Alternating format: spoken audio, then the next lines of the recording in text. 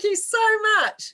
And welcome to Wellbeing Wednesday, and a special welcome this evening to Kay Harrington on the clarinet there. And absolutely fantastic, Kay. Thank you for that. No, my pleasure. We are going to be talking about well-being and music, and how music can affect our mood and the way we're feeling. I know that music has the power to sort of set off certain feel-good chemicals, oxytocins, not oxytoxins, and endorphins and things like that. So tell me, how did you first get into music, and what does it do for you? Yeah, I mean, I picked it up when I was 10. The clarinet was in my brother's wardrobe. He'd given it up, and I was bored, and I found it and put it together, and that was it. So kind of, I didn't really realise at that age, you know, the effect that music could have on you. But, you know, it's been part of my life now, you know, for longer than I'd like to remember. So, you know, music has been and still does play a huge part in my life, not necessarily playing it, but, you know, for all of us, especially at the moment, just listening to it, you know, is massively kind of uplifting, or it's comforting, or whatever. It's, you know, it has a massive effect on us psychologically. Yeah, research has shown that it can help manage our moods, it can help manage stress, it can energize us, it can relax us, it can even sort of put us into places of nostalgia.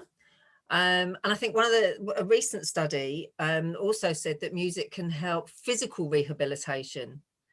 And they're looking at it to use it alongside anesthetics during surgical procedures, which I think is really interesting. But I think the most common thing that people will know was Vicky McClure did the choir with the people with Alzheimer's. Yeah, that was brilliant.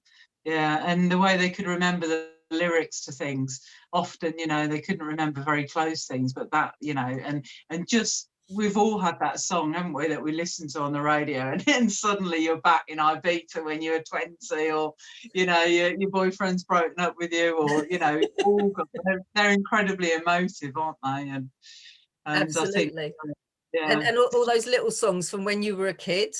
My friend, she's just had her first granddaughter, and she likes Baby Shark. That's probably not a good song to really start thinking about, because I think it's one of those ones that just worms its way into your brain, isn't it? Playlists. Playlists can work like wonders, can't they? Yeah, although, you know, I think you have to be careful, because Amazon now, which is my plaything, they do a playlist for you. So, you know, you can have a really motivational one, and then the next one's like Lionel Richie to Led Zeppelin. I like them in kind of genres, you know, where if I want to feel a bit melancholy, or I want something motivational or classical, or so, yeah, but I think they're brilliant, you know. And you think we used to rewind the tape, didn't we, to find the specific space? And now we just go, yeah, play this, please. Yeah, absolutely.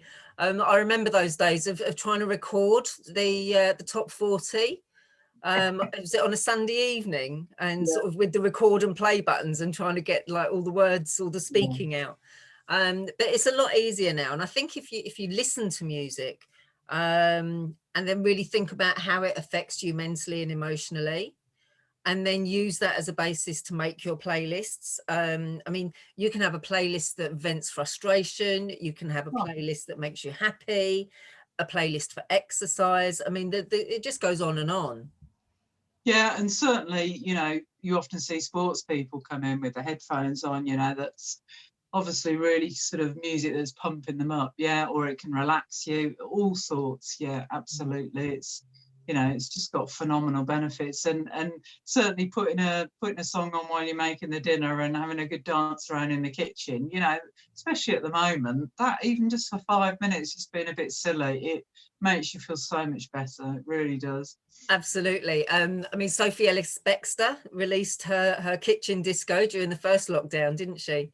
And a slight different version to that. Lex McKee was telling me how he was dancing around his kitchen to Carly Rae Jepsen, and he was getting quite into that. I must admit, I think I would prefer Sophie Ellis-Bextor maybe to Lex, but hey ho, whatever works. So whatever floats your boat, just play it and do it.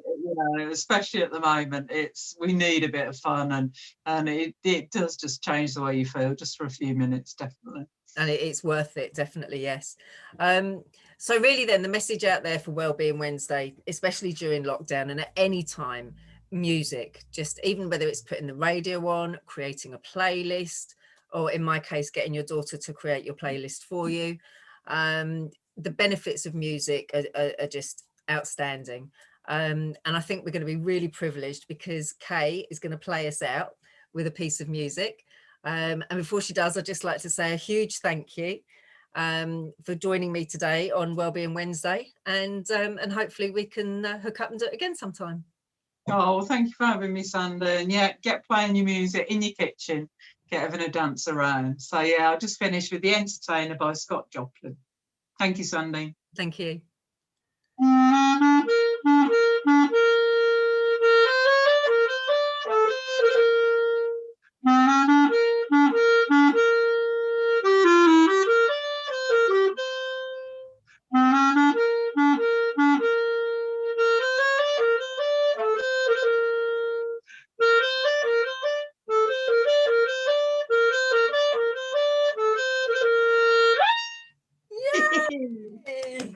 Thank you, Kay. Take care. Bye. Take care. Bye.